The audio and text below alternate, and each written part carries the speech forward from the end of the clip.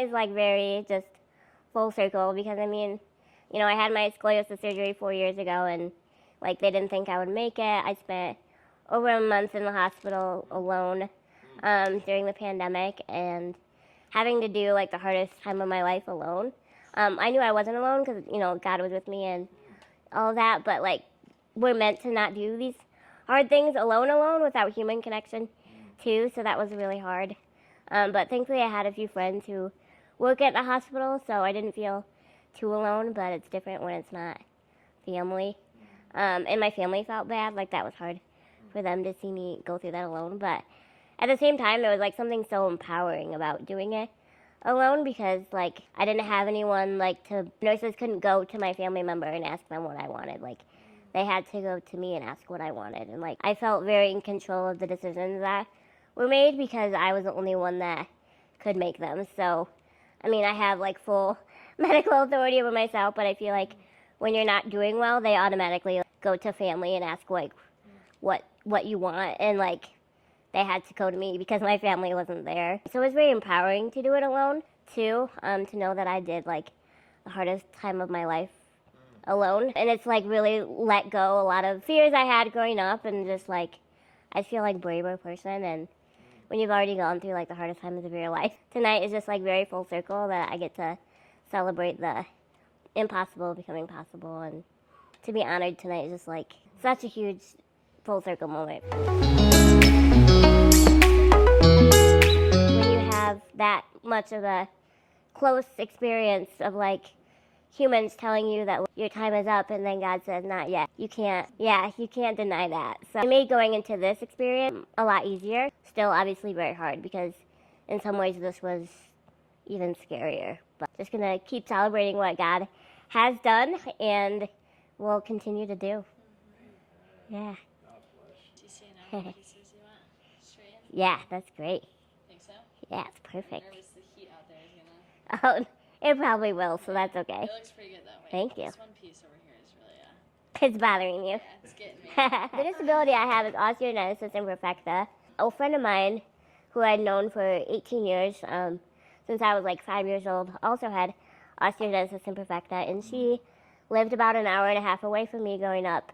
She passed away a couple of years ago, very sudden. It was another one of the hardest times of my life, and we were very close because when you have someone in your life that like endures the same challenges as you, you just form a bond that's like really special that you can't really form with anyone else. And she passed away, and I was supposed to graduate like a year later. I needed grad photos, so I went on this Facebook group, Grand Rapids Facebook group, and I just shared my story, and I was like, hey, like I need a photographer for this day, this time, like is anybody available?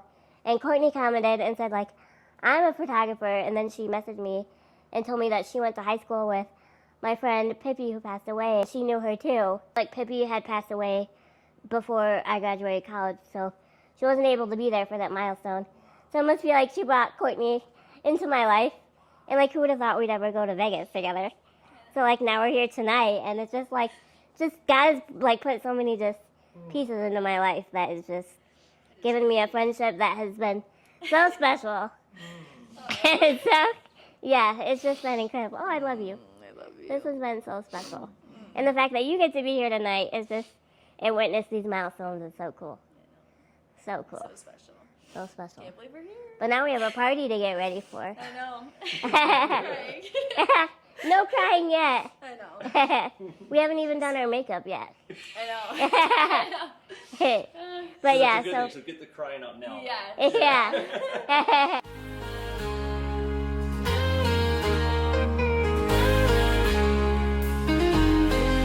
You thought you had me bound, but I broke free. The chains of shame have lost their grip on me. I'm standing tall, my head held high in light. With every step I take, I'm ready for the fight. I rebuke you now in the name of the King. Like when I was going through my back surgery and everything, I documented it and shared all of that because you don't hear a lot of success stories with the severity of the situation that I had. And it was kind of hard for me to share it because it's not lost on me like how different my circumstances could have been as far as like outcome and everything. And I know that not everyone may have that outcome. So I don't want it to be like, look at me, but like also like want to give people hope that it can be possible. It's just all about finding the right people and who are willing to be in your corner and make it possible. But also like it may not be possible for everyone because my window was closing when I could do it. So, but I'm really glad that I did. It did bring a lot of hope to people during a hard time, and it just gives people perspective. One of the things I struggle with is like when people complain about like having a cold or like something like that. Like we all have hard times. But the time when I was like down and out, I was like, man, I wish I only had a cold to worry about. But I know also that like not everybody deals with the same circumstances. It gives me purpose too, like to bring people hope and.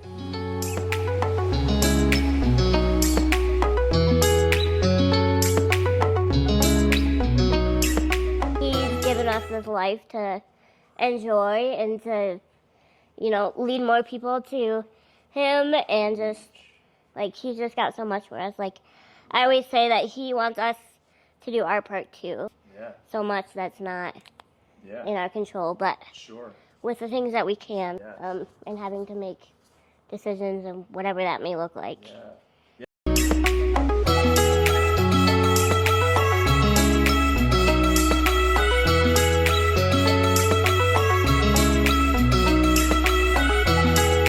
And I think it's different in my circumstance too, because people feel bad for me, and it's like osteogenesis imperfecta is something that you're born with, so I don't know a life outside of this life. Like I don't know what it's like to not have OI. Like I don't know a different set of circumstances, and so you don't know what you don't know. And as cliche as that is, I can't be sad about something I've never known about. Just genuine joy for life.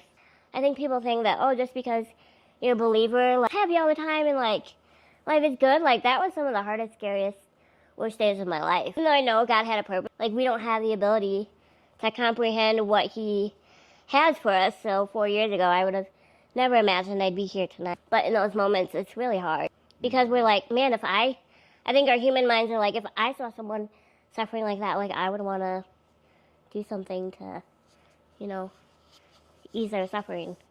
That's not part of our plan and purpose. It's just part of life. So I reached out to the organization that is hosting the gala tonight about my story just because I enjoy doing advocacy, and it again gives me purpose. And I've heard about this gala before, never really been a part of it, and this year is their 30th anniversary of it, so it's like a big deal. And like my story is so unheard of because scoliosis isn't typically a condition that will end your life. Most people don't even know they have it. So my story is just not one that you'll ever hear of, pretty much. And I think that's why it's like, I don't want to freak people out with my story, because I don't want them to look at me and think, like, is that going to be me? No, like 99% of people, you don't even know you have it. I just really wanted to come and be a part of it, and I know that my story is important and it deserves to be known and heard, even though it's kind of an outlier. It's gonna be like a couple hundred people there tonight, and it's just orthopedic surgeons from around the world are gonna be there. In Jesus' name, through the storm and the shadows, I'll never be the same. With a heart ablaze, I stand secure and bold. This victory is mine, a story to be told. So grateful for my surgeon because she's very humble, and she like doesn't want to ever take credit for what she's done for me. She has done something most surgeons would never do, and she said that it could be possible. Obviously she couldn't guarantee an outcome, but she saw a path forward, and that was enough for me because she knew my will to want to live. And they told me if I didn't have the surgery that I would be likely not here by the age of 30, and I'm 26. So like obviously that's pretty soon, and like obviously nobody can put an expiration date on you, but I didn't want to, you know, test those waters. So I wanted to try to live as long as God could allow me to live. When doubt surrounds me, I will not retreat. The armor of faith, it shields saves me from defeat. I rise with purpose, stronger than before. With the Spirit as my guide, I'm ready to roar. In the name of the one who reigns. People on my social media are like, your surgery was 4 years ago. Why are you still talking about this? And I'm like, I get to celebrate this miracle every day because I get to live. It is my favorite part of my story.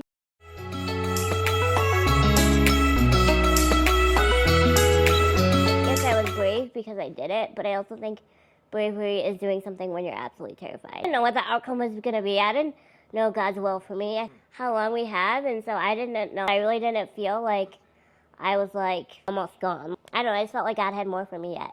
Now I'm like, wow, like I just sometimes still hits me of like how hard. I mean, they told me I could have ended up paralyzed. I could have ended up needing a trach and not being able to ever take a breath without a machine again. And like, that's terrifying. And that could have been my circumstances. And I hope that I would have been able to still find joy in that, because I did want to live no matter the circumstance. But it's easy to say that now because it went how, quote unquote, I wanted it to go. It's not lost on me that it could have went the other way.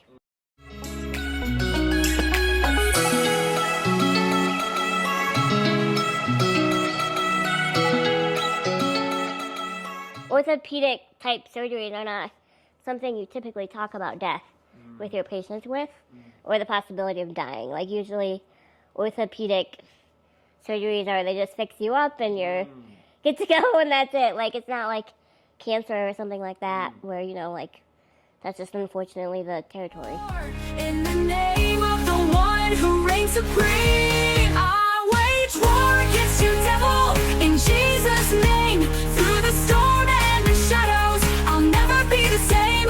With a heart ablaze, I stand secure and bold. This victory is mine, a story to be told. Met through mutual friends. Went to high school with Pippi. Pippi was her lifelong friend for so long, and I just, growing up with Pippi and stuff has been so cool. And then just recognizing Michaela through Pippi, through social media, I guess, has been crazy. So when she was looking for grad photos, I was just getting started in photography, and I was like, sure, let's do it. And I reached out, and she was so down, and it was just a very chilling story, and I just felt so honored to be able to capture that for her. So this first time she reached out was for graduation photos? Yeah. Got it. So that's what you did. You did graduation photos with her? Yep. And then the relationship just took off? Yeah, grad photos, and then just kind of kept up through social media since then because we don't live super close to each other. So then when she was like, hey, I need a buddy to go to Vegas, I was like, let's do it. Like, we're going to get you there. So we actually planned it like last Thursday. So here we are. Yeah. 2022, I believe. Michaela, when did you graduate? When did you graduate? When did I graduate? 2023. Okay, 2023, 2 years ago. Yeah. Yep. That was so cool. I got to meet her family, which is great. They're all amazing, and just getting to see them all work together and take care of her and stuff is just so great. So, yeah. So you know obviously the story. So for you, is there any kind of like what's the inspiration for you? I would say like out of the story, like what hits the core for you? Like when you think of the story, you're just like, man, this is. Yeah, she's a firecracker. I mean, she just keeps on kicking through life with every challenge, and it really inspires you. I mean, she is so strong, and nothing knocks her down, and it keeps me going day by day, like seeing all of her challenges, and I'm like, yeah, like. You just gotta keep on going and don't give up, and just seeing the Lord radiate through her, like she's meant to be right where she is, and it just is so cool to see. Yeah, she's an inspiration for sure. And you're a believer too? Yeah.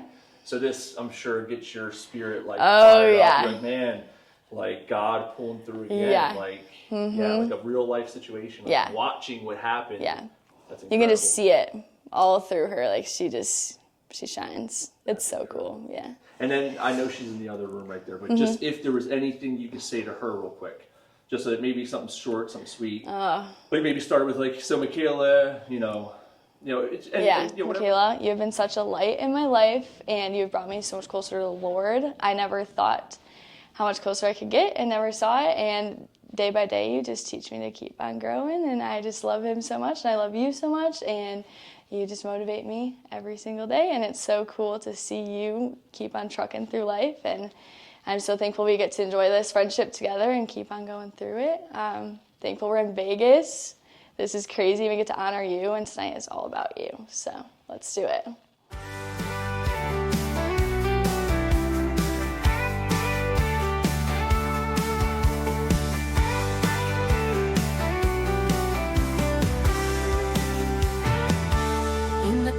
Of the night, when shadows loom, I felt the weight of doubt, a heavy tune.